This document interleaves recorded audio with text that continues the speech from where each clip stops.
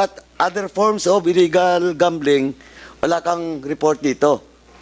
890 pa rin. Anyway, Mr. Chairman, we will just give them the time, especially this is just an initial investigation. But ang ano ko lang dito po is, RD, please reconcile na lang po. We'll do that, Your Honor. And I hope the chief of the, si General Francisco po, in the next hearing, please prepare na lang po yung comparative din, no? Sa lahat ng mga regions. Tapos para maka-reconcile natin, kasi you are now obliged to let your regional directors to attend in the next hearing. Anyway, initial lang naman to. Diba si IDG under sa DIDM, no? Yes, sir. Okay. So, si IDG din, siyempre, imbitahan yan next hearing. NBI. Nandito, si IDG. Okay.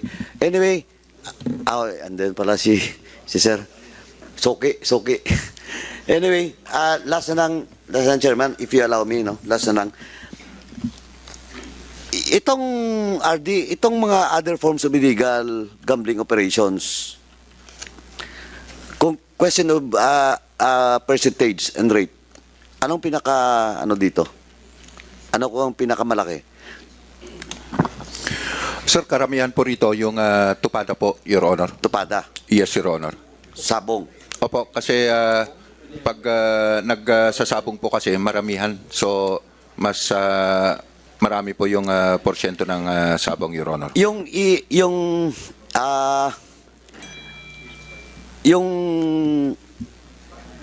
e-sabong, yung online, no? Which is now illegal because the president ordered to stop the operation, di ba?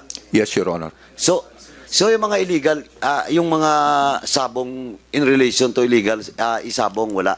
Your Honor, if you are talking about isabong, wala pong isabong sa PRO 4A, Your Honor. Hindi. Wala legal kasi illegal lahat eh. Di ba? If Pero po mayroon yung ba? Nagigirilya? isabong po, isabong. Yung online na Hindi, sabong. kasi, ito Ardia, kasi sa ngayon you cannot anymore identify if this tupada is related to isabong.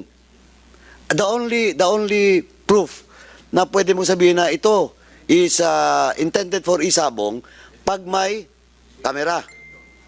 Tama? Well, in fact, using platforms, even those cockpit arena that will be used for isabong is still illegal because the betting should be bet inside the cockpit. Tama? Yes, Your Honor. Oh, so yun yung RD, paki-check nyo lang kasi during the games and amusement na hearing, it was established that in some regions, I'm not saying that it is happening in region 4A, but in some regions, guerrilla operations of isabong, when I say isabong, from a guerrilla cockpit area, mga makeshift lang, pero may camera, then may betting outside because of the online. So paki-check lang po kasi in other regions, it's still happening. Guerrilla lang nga po. Umiikot lang sila. Kunwari, today, dito. Tapos lilipat sa kabila. Nandun na yung mga manok. Walang spectator, walang tumataya doon. Sila lang. Well, in fact, alam na rin nga nila kung sino man nanalo, sino matatalo eh. Kasi, yung mga nok, sa kanila din. Tupada isabong pala yung boss. Tupada isabong. Paki-check na lang po.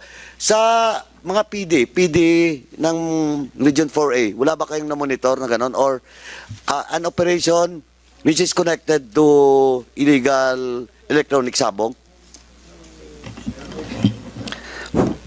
Sir, sa Quezon po, karamihan po ay guerrilla tactic na yung ginagawa nila. Karamihan sa mga bundukin, sir, mga walang yung mahirapan mong akyatin, wala rin mga signal. So, for Quezon, wala kaming na-monitor na tupada isabong, sir. So Congressman Paduano, singit lang ako doon, kapraso lang.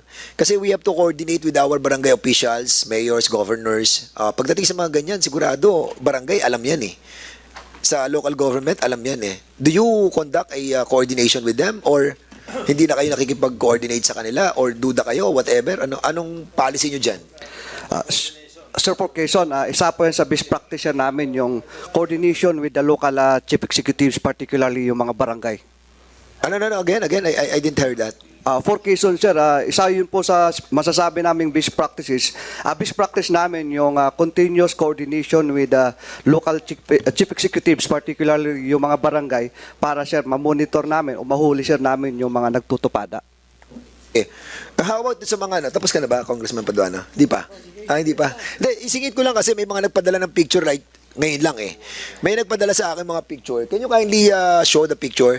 Kasi yung mga picture, nakaka-worry eh. Bakit kasi... Hindi, isang picture lang pare. Dalawa lang ata to. Kasi, ayan katulad niya na. Sige, isusunod. Yan, yung mga dyan nag-sunod. Nakita ko lang kanina. Sige, go ahead. Ayan. Sige pa. Sa Laguna yan eh. Laguna nga. So, nagpadala sa akin ngayon eh, na tumataya sila sa kalye, sa naka-open na. So, sasabihin natin, ano to, legal to o illegal. Hindi mo malalaman kasi diyan tinataya ng mga ng mga kobrador eh. Pagkatapos niyan, idediretso sa Cabo, dadali na doon sa estasyon. Doon na nila inihahati. Yung ilalagay sa legal, saka ilalagay sa illegal. But why do you allow this kind of setup? Wherein, yung mga lugar ng ating mga kababayan, ginagamit ang kalye, ginagamit yung mga bahay nila, which in relation to Republic Act 9278, ano yan, may liability sila dyan. How do you find out yan ay mga illegal o legal? Your Sige, Honor. General Ardi. First of all, yung mga nangongolekta para dun sa legal, naka-uniform po yan. Meron po siyang identification card. May times po na yung mga pulis po natin, nakakahuli sila ng walang ID, hindi naka-uniform. Pag nahuli nila yon, maya-maya meron ng certification galing dun sa company na employee nila yung tao. So, Tama yun, ang Ardi. nangyari, hindi na namin fina-file po yung Nakuha kita doon eh. Doon, malalaman mo yung identification kung sino ang legal sa illegal by giving up the IDs, ano? Okay? Yes, Your Yun ang Honor. ginagawa nila eh. But this kind of setup, wherein you put up yung betting station doon sa mga gantong klase ng are we not inviting our people to, di ba, dapat hindi nga natin masyadong pinapatronize yung sugal eh. But unfortunately, yung pag-identify kung ito ay legal o illegal, di ba? Through the different IDs, hindi mo ma-identified. So sa dami ng ganitong klase ng mga ng collection, ng mga betting, can you kindly tell this committee kung lahat yan na nakabalibot sa buong Calabarzon, lahat yan na nakabalibot sa probinsya, ay ma-identify natin legal o illegal? Do we have that kind of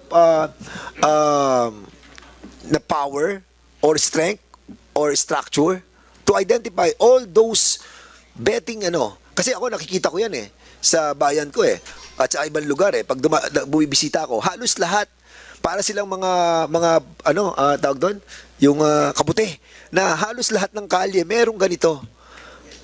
That sometimes parang nag-iisip ako, paano kaya na-identify to kung legal to o illegal? Considering that our manpower sa ating structure ay limited tayo.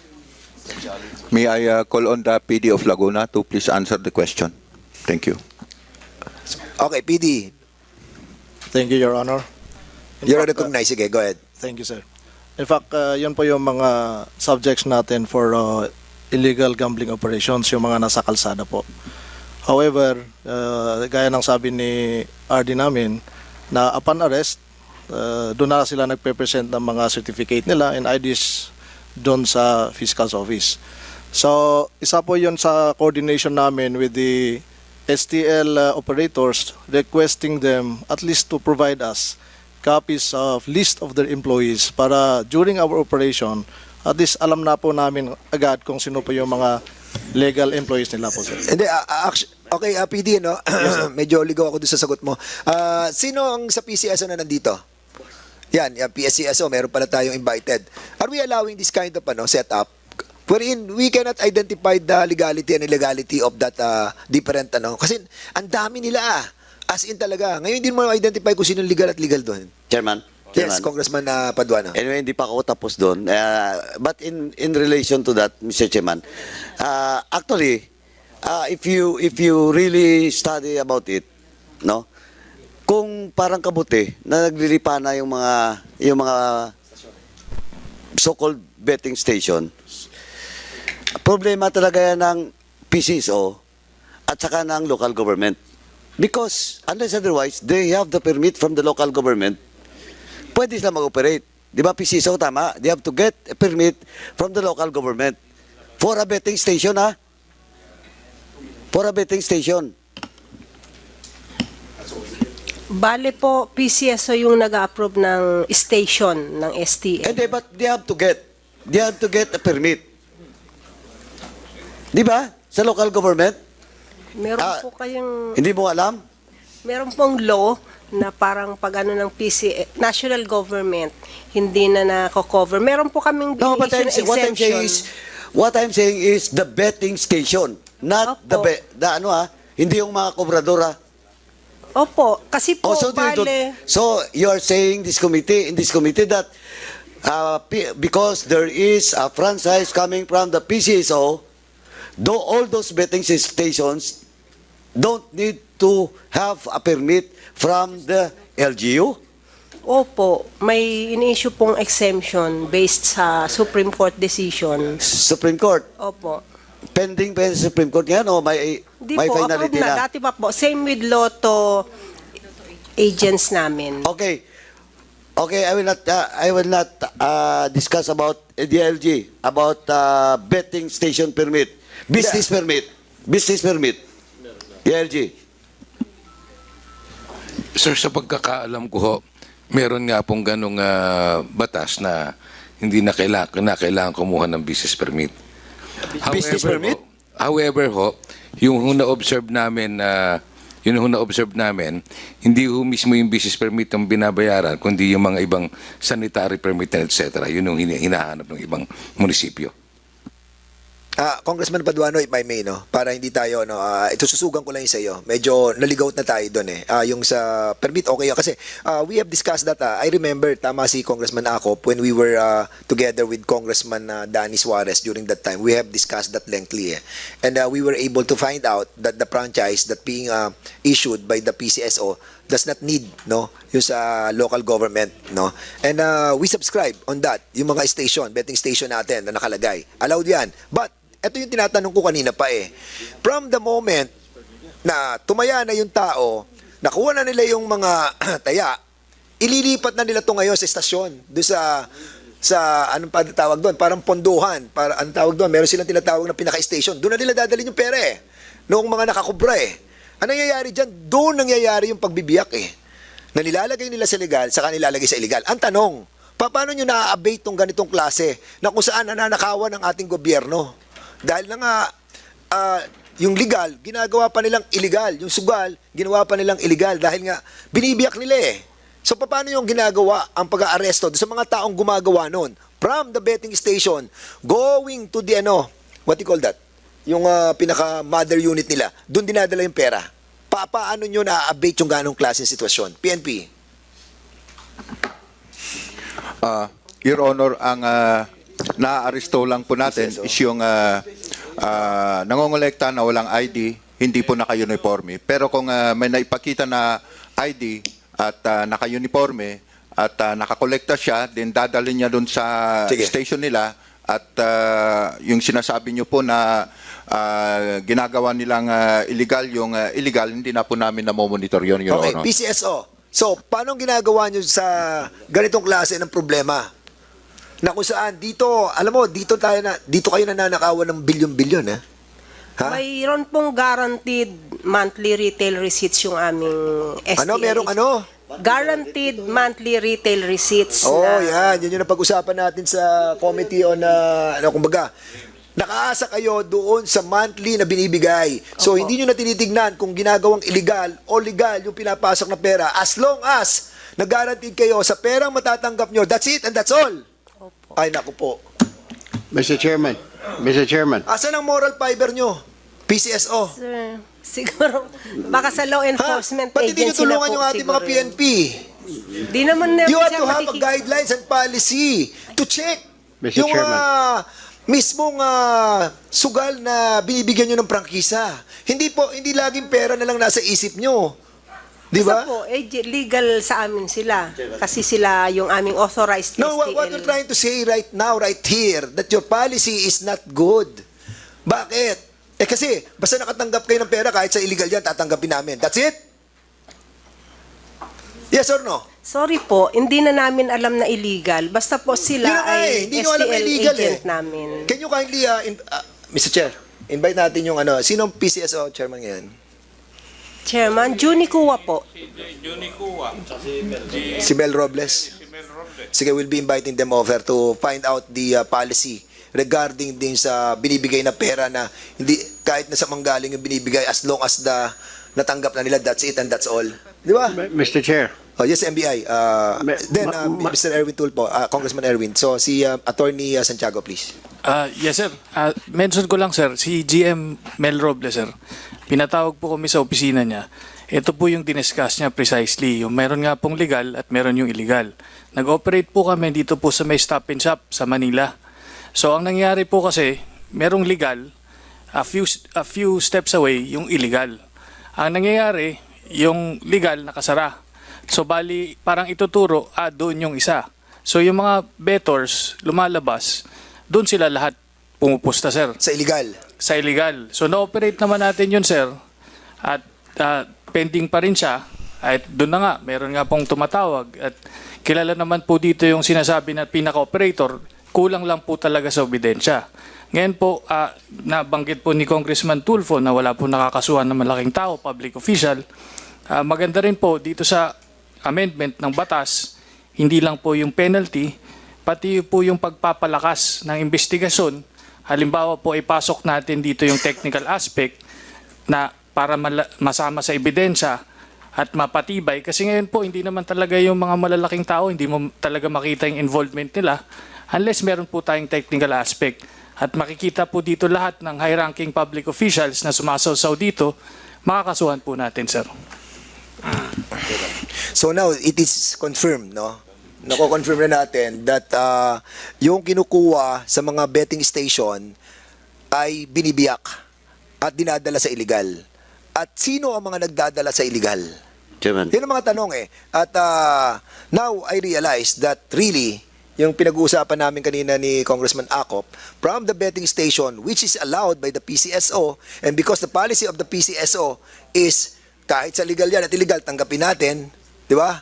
At pagkatapos, pagdating ng mga kinubra nila, doon nila hinahati. And now it is being confirmed by the, you are from NBI.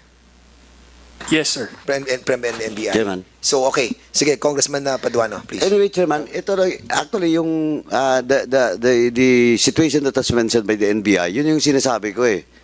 Kasi PCSO, kaya lang talaga sa guidelines nyo, you review and amend your guidelines. Dapat only those betting stations recognized by PCSO at the same time, may business permit ng LGU. Problema yan ng police. How can they act on it kung mismo ang PCSO, parang, short of saying is, you're cuddling illegal bettors and illegal betting stations. Dapat sa guidelines yung malinaw na only those betting stations recognized by PCSO, at the same time, they should provide a business permit. Kasi, pag wala business permit, just like what the NBI has mentioned, ito yung legal, ito yung illegal, sarado, bukas do, what can the police do? Yes, oh. Pero kung walang business permit, pwede nila doon nila idaan. Hulihin, pasara. Alam naman natin yan na na by bukis eh. 'Di ba? Ang bukis ito siyempre yung bukis ito yung legal daw dahil may mga IDs, may mga certificate, blah blah, etc. Pero percentage of that, smaller percentage remitted to the PCSO, pero yung malaking porsyento, binabangkahan nila. Ayun naman talaga ang totoo, madam, di ba? PCSO. And you cannot just point your finger to the police.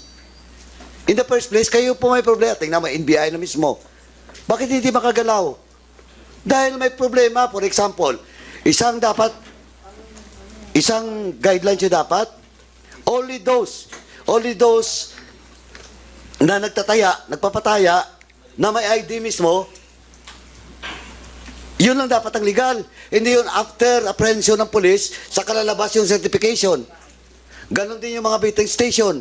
Pagpasok ng police, illegal, lalabas yung certification. And you allow it. Dapat ayusin na yan yung guidelines nyo. Hindi pwede na after apprehension, saka lalabas yung certification at mga IDs. PCSO, can you reply? Nahihirapan. You're pointing your finger to the PNP, pero nahihirapan din police natin. Well, in fact, ang NBI nga, problema na, hindi na nila magalawan dahil lalabas na naman yung certification ng betting station. Question, Congressman Paduano, if I may, no? Why did you come out with that kind of policy wherein all the operators of the, STL, ay binibigyan nyo sila ng parang mandato na sa loob ng isang buwan, kailangan ito ibibigay nyo sa amin. And we know, we don't care kung ito yung nanggaling sa legal o illegal. Why do you have to come out with that kind of policy? Ako sa tingin ko yung policy niyan, bulok yan. Di ba para bang sinabi mo, ito bibigay mo sa akin, kahit kunin mo yan sa illegal, wala akong pakialam, as long as binibigyan mo kami. How did you come out with that kind of policy? PCSO. Sir, bali po sa operations kami, pwede pong sumagot siguro yung STL core group namin. Sila po Hindi, tanong ko sa iyo, paano kayo nag-come out sa ganyang policy? Sino gumawa ng policy niyan? Kailan ginawa ang policy niyan? Dati pa po, since the start po, based on the voting population. Panahon nino? Yung 2006 pa po. 2006 ganyan na? Nung nag-start Nagbibigay po. na sila talaga ng ganitong klase ng Opo. Oh my goodness. Mr. Chair. Congressman Erwin Tulfo, then Congressman Gomez. Mr. Chair, yun po kasi yung dikta ng mga may hawak ng franchise. If you remember, kasagsaga ng wetting, gusto nating illegalize ang wetting. So, ang nangyari doon, ginawang franchise, ginawang STL kuno. If you look at the list of PCSO, Mr. Chair, tignan mo kung sino ang mga may hawak ng franchise. Hindi ko nababanggitin. Baka malaglag yung mata mo. Dahil yung mga nag-operate ng illegal na wetting, sila din ang may franchise. And of course, definitely it's beyond the control of PCSO then in fairness po to them. Nilagay daw po nila yon because I did that story when I was a journalist. Nilagay nyo para safety measure kasi yung isang franchisee, yung may hawak ng franchise, Mr. Chair, idideklara lang sa PCSO na kumita lang siya ng 50,000 ng buwan na yon. So naglagay sila ng limit ng cap. At least ito ang ibigay mo. Hindi nga po maganda pero kasi wala talaga matanggap ang gobyerno. Pangalawa, Mr. Chair, ito, hirap na hirap ang pulis natin, NBI. Paano? Yung may ID, sir, dalawa ang kanyang hawak na taya. Ito, ireremit niya. Because yung STL operator, siya rin nagpapatakbo ng illegal. Ireremit niya yung malaki dito sa illegal, konti lang ireremit sa PCSO. Pero pag tumama, PCSO magbabayad. That is what is going on, Mr. Chair. Oh my goodness. Mr. Chair. Congressman Gomez and then Congressman Acop. Mr. Chair, regarding sa quota ng PCSO, all of their transactions are electronically transmitted. Ibig sabihin nito, Mr. Chair, lahat ng transactions nila are supposed to be recorded. Correct? Tama ho ba? Electronic na ang gamit ninyo, di ba? Hindi po. Hindi pa rin? Opo, nagpapataya sila sa ano. So, paano yung daily ninyo na reporting sa PCSO? Hindi ba nagsasara kayo ng gabi na alas 8 para i-report na yun? Yun po, bali from the authorized agent corporation, sila po yung nagsasabit ng Then sales. from those electronic transactions, dapat makita na natin kaagad kung ilan yung pumapasok sa kanila na pondo. Daily po, meron silang daily sales report. Tapos meron pa kayong cap ganun ba? Opo, at the end of the month, ito total po namin kung na-meet nila yung kanilang So kung monthly. sobra, Parang nire-reflect din. hindi, kaya Actual nga. sales, Sabi yun nyo po kasi yung nire-record. sinabi mo kasi may cap eh. So Opo. pag sumobra yung taya na legal, Opo. kanila na yon. Hindi po. Basta kung anong dineclare nila sa PCSO, yun na po ang nire-record ng PCSO. So in short, wala akong nagsasubmit na negative. Hindi po dapat negative. Hindi, so walang nagsasubmit. Wala po. No, kasi Dapat sobra. Oo. Opo. Yun ang problema, Mr. Chair. Dapat nare-reconcile nila yung digital transactions nila based on that. Mr. Chair, if I may add after Congressman Gomez. Congressman Akop, it's okay for you to yield for a while to Congressman I Erwin will just Tulfo. add, Mr. Chair, doon sa sinasabi ni Congressman Gomez, tama po yun. Hindi po sila, may mga instances na hindi sila digitalized. Pero as per my conversation with the GM a couple of weeks ago, and I did my interviews over the radio, in fairness naman, they're doing something about it. Kaso nga, Mr. Chair, paano ko mismo yung may hawak ng franchise ang gustong gawa ng kalokohan at wala pa silang safety measures sa safety net. So, ang kawawa lagi yung gobyerno kasi umaasa lang sila doon sa remittance ng franchisee or ng may hawak ng franchise. Kung ano sasabihin niya, ito lang kinita namin. And that has been a problem since Pinoy time pa po yan, Mr. Chair, since PGMA pa. Problema na yan, hindi mo talaga makita yung record kung magkano ang income nung may hawak ng franchise because tinatago niya. Ipapalabas niya lang yung gusto niya para maliit ang ibabayad niya sa PCSO, maliit ang ibabayad niya sa tax. Pero in reality, millions. Dahil kagaya niya, Mr. Chair, tumatakbo yung kabo, yung kolektor talaga na may ID na sinasabi ni PNP. Paano niya huhulihin? Sasabihin niya, may ID ako, yung pala, nangungulekta rin siya ng wetting. Hindi naman niya idideklara yon. Mas malaki po ang kinikita kasi sa wetting.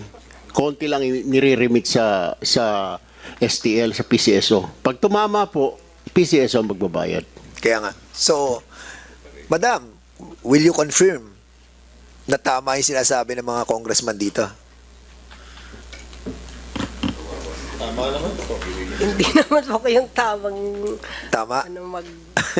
mag-reason po. Kasi basta sa operations lang po kami, yun lang yung sinusunod namin. Kung ano yung approved sa kanila. But of course, the board of the PCSO can change the policy, di ba? With regards to the operation ng STL, no? Di ba? Kaya naman, di ba? Opo. So we'll be inviting all the board members. Mr. Chair, Yes, Congressman Akop, please.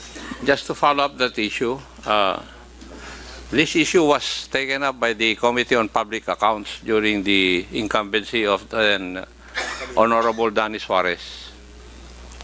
And Iha, nasaan na si Madam Gabuyo? May previous commitment po. Kaya hindi Oo, naka-attend. Dapat kasi siya po siya ang talaga yung naalaala ko na sumasagot sa mga katanungan namin noon eh. Opo. At anyway, nagkaayos na ba yung inyong chairman at saka yung presidente ninyo? Di po namin alam yan. Nagsisinungaling ka yata, Iha. Di naman po. Di talaga. Sir. Ibig mo sabihin, Personal. kayo ang nandun, hindi nyo alam na may sigalot sila? Samantalang kami na nandito sa Kongreso, alam namin na may sigalot? Sagutin mo ako, Iha. At baka ng tama. Di ko po, sir, personally po, hindi ko alam yung kung anong meron. Officially, sige. Officially, wala naman po kaming kasi kami sa GM lang naman po kami. Okay. Wala po kaming sa chairman's office. Noong bang investigasyon nung panahon ni Honorable Suarez, nasaan po kayo?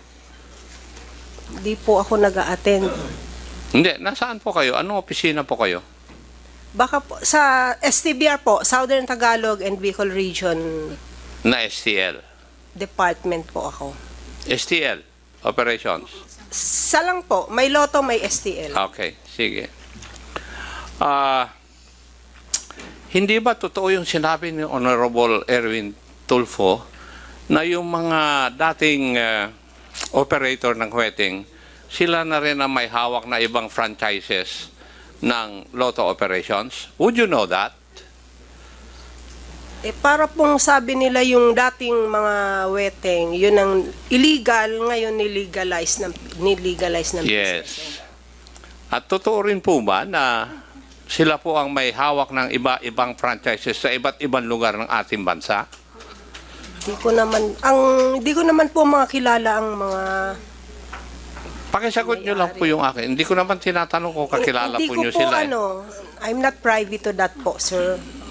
Mr. Chair, may I request that the head of the operations department, insofar as STL operations are concerned, be invited kasi hindi alam nitong ating resource person yung sagot sa aking mga katanungan. Okay, we will be inviting the COMSEC is hereby directed to invite the operation office of the PCSO with regards to the query of Vice Chairman Acop. Go ahead. Thank you, Mr. Chair. Yung pong pinakita ni Chairman Dan Fernandez na pinag-playplisan ng betting, authorized ba yun according to your circular? Pwede pong i-check. Meron kaming authorized Hindi yung mag-isa na tao nakaupo lang doon. May authorized stations po kami. May approved Kaya authorized nga, stations. according to your circular, may betting stations kayo dapat. Official betting stations. At may mga tauhan kayo na iikot with the proper identification para kumuha ng mga pusta. Di po ba? Yun ang inyong circular eh. Parang di na po. Ha?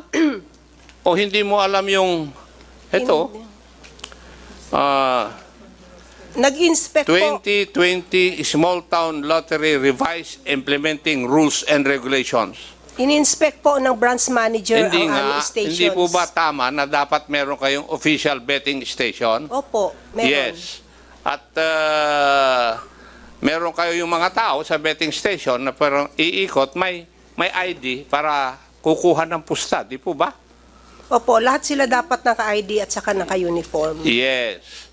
Pero dun sa pinakita ni Honorable Dan Fernandez kanina, yung ating chairman, ay may mag-isang tao nakaupo at kumukuha ng mga bets. Yung ba pinapayagan ninyo? Basta po kung dapat yung station, pwede pong i-check namin kung Hindi po yun ang approved katanungan ko. station. Pinapayagan nyo po ba yun? Hindi naman po ganun ang station eh. Tinatanong ko po kayo, pinapayagan nyo po ba? Hindi po dapat. Hindi dapat. Pero nangyayari kasi may ebidensyang pinapakita yung aming chairman. Diba? Huwag na kayong magtago. Kasi napalabas na lahat ito nung last hearing pa. Diba? Yun ang katotohanan talaga. Yung sinabi ni Honorable Tulfo, katotohanan talaga yun. Kasi the records of the hearing of the Committee on Public Accounts before, naandun. Kung gusto mo, huhukahin ko para ipakita ko sa iyo eh. Diba? Kasi membro rin ako noon dun eh.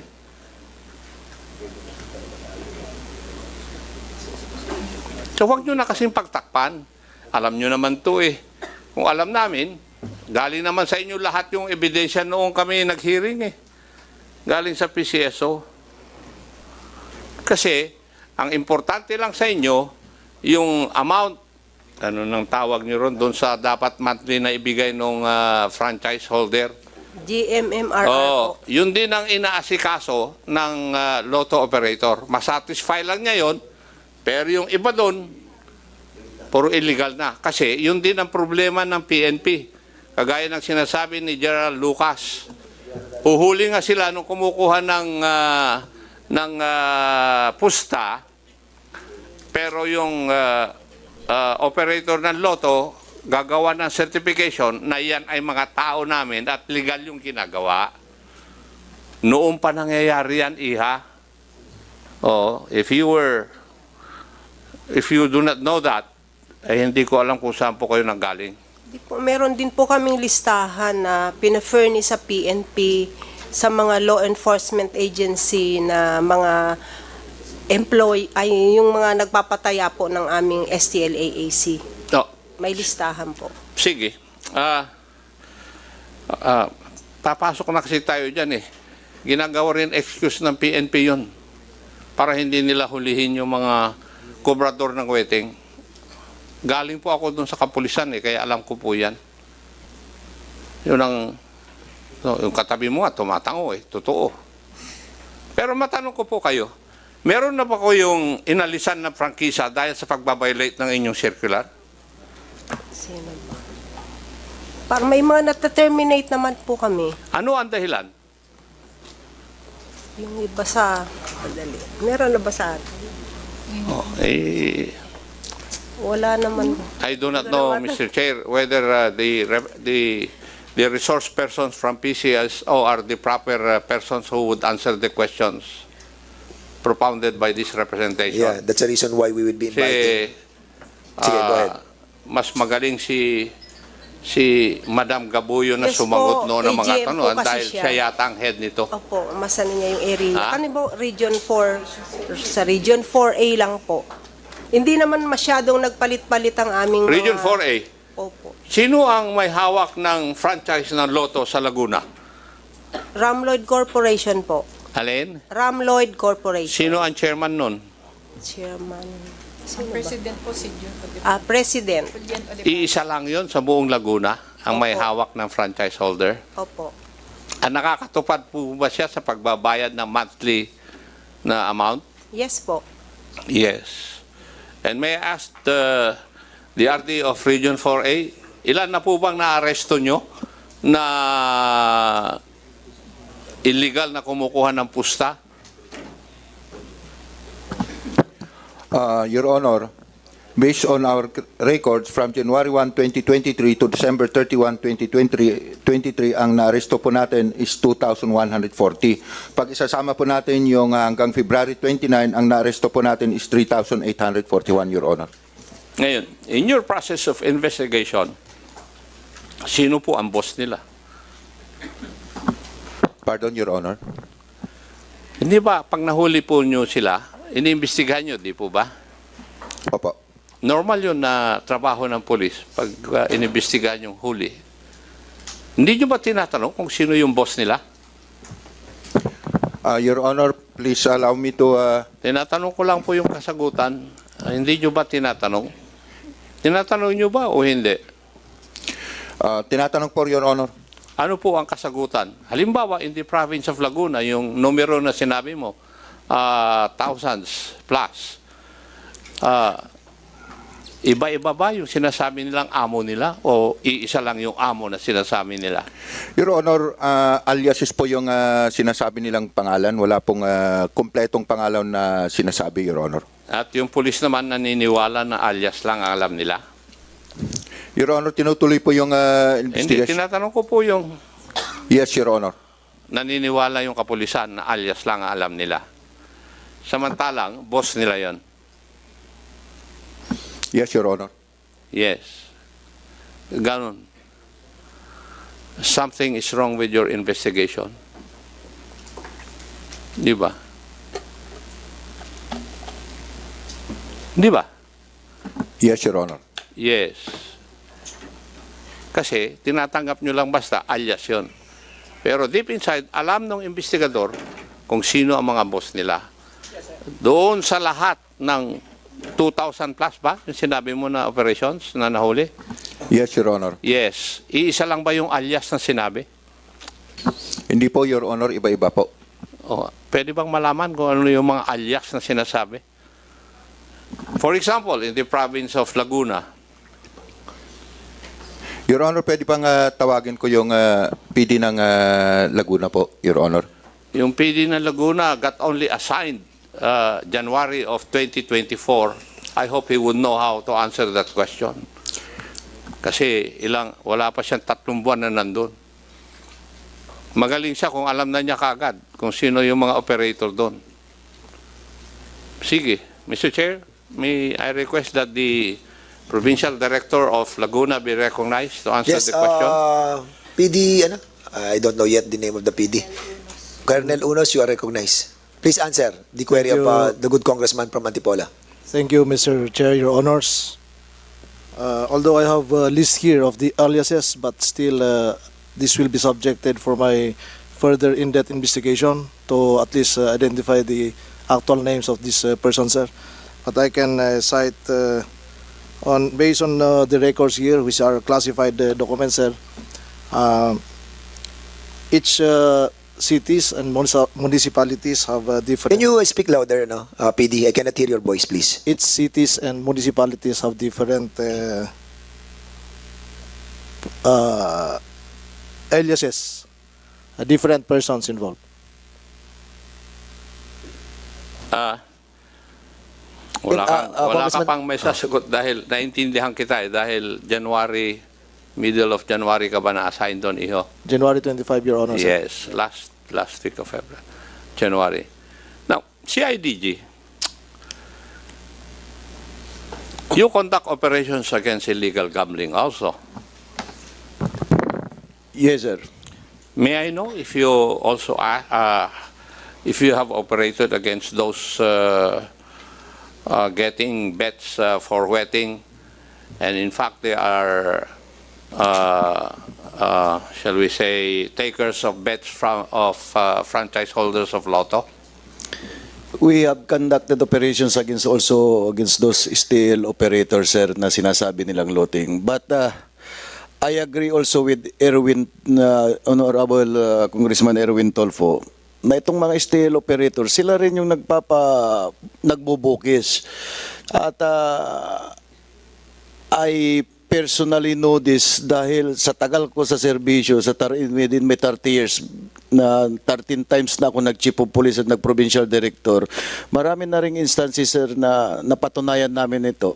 Na itong mga steel operators, sila rin yung nagpapabukis. That's why it's been a challenge for us law enforcers. Dahil kaming mga law enforcers, once marami ng instances na nanghuli kami ng mga nagpapatayan ng itong steel at kami pang mga nakasuhan. Kaya yung implementing rules and regulations dapat ng PCSO na dapat na pag walang ID, walang uniforme, uliin kagad. But pag nahuli namin itong mga nagpapataya, they easily make certification na employees nila ito. So, nahihirapan po ang mga operators. And again, if we are really sincere para mapatigil itong illegal gambling na ito, I agree with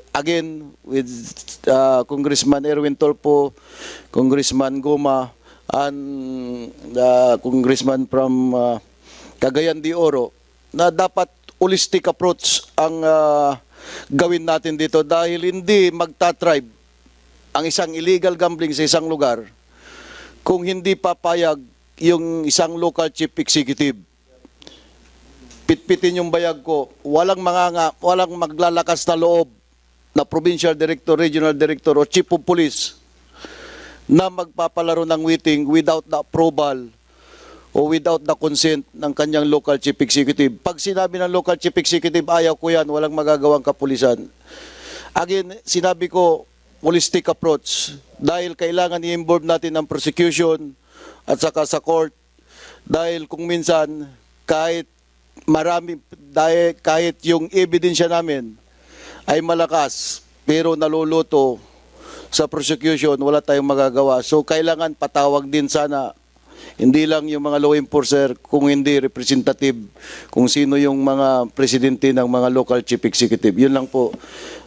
Actually, we have Mr. invited Vice as well, Chairman, sir. Vice Chairman ako, for your perusal. No? Thank you. Because we have invited also the DOJ. If you want to ask something on the prosecution side, you can. I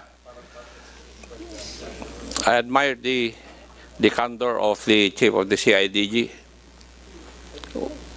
What he has stated, alam ko na po yun.